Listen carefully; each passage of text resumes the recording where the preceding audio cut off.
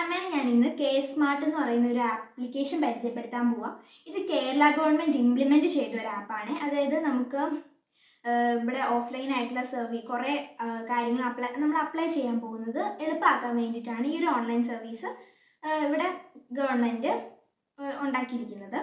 ഈ application use ചെയ്തിട്ട് നമുക്ക് ഈ ആപ്ലിക്കേഷനെ കൊണ്ടുള്ള ഗുണം എന്ന് വെച്ചാൽ നമ്മൾ പഞ്ചായത്തിലും മുനിസിപ്പാലിറ്റിയിലും ഒക്കെ പോയിട്ട് കുറേ നേരം ക്യൂവിലൊക്കെ നിന്നിട്ട് നമ്മൾ ഓരോ കാര്യങ്ങൾക്ക് അപ്ലൈ ചെയ്യാൻ വേണ്ടി എടുക്കാറില്ലേ, അതിന് വേണ്ടിയിട്ടുള്ളൊരു പരിഹാരമാണ് K-Smart. നമുക്ക് ഇപ്പോൾ എക്സാമ്പിൾ പറയാം, നമുക്ക് ഡെത്ത് സർട്ടിഫിക്കറ്റ്, ബർത്ത് സർട്ടിഫിക്കറ്റിനൊക്കെ ഓൺലൈനായിട്ട് ഇതിനകത്ത് വീട്ടിലിരുന്നുകൊണ്ട് തന്നെ അപ്ലൈ ചെയ്യാൻ പറ്റും.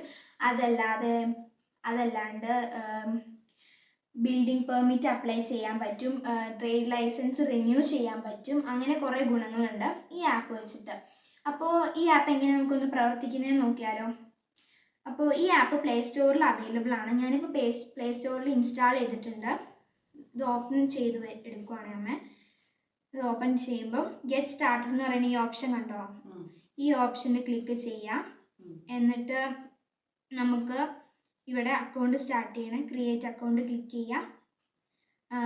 നമ്മുടെ അമ്മയുടെ ആധാർ നമ്പർ അടിച്ചു കൊടുക്കുക. ഇപ്പോൾ ആധാർ നമ്പർ അടിച്ചു കൊടുത്തില്ലേ, ഇത് ഗെറ്റ് OTP ക്ലിക്ക് ചെയ്ത് കഴിഞ്ഞാൽ OTP വരും. നമ്പറും അടിച്ചു കൊടുത്ത് നമുക്ക് അക്കൗണ്ട് തുടങ്ങാവേ. പോസ് ചെയ്യാം. ഇപ്പോൾ ഇതേ നമ്മൾ അക്കൗണ്ട് തുടങ്ങിയിട്ടുണ്ട്. ഇപ്പോൾ അമ്മയ്ക്ക് കാണാൻ പറ്റണല്ലേ, നമുക്ക് മാരേജ് സർട്ടിഫിക്കറ്റ് അപ്ലൈ ചെയ്യാൻ പറ്റും.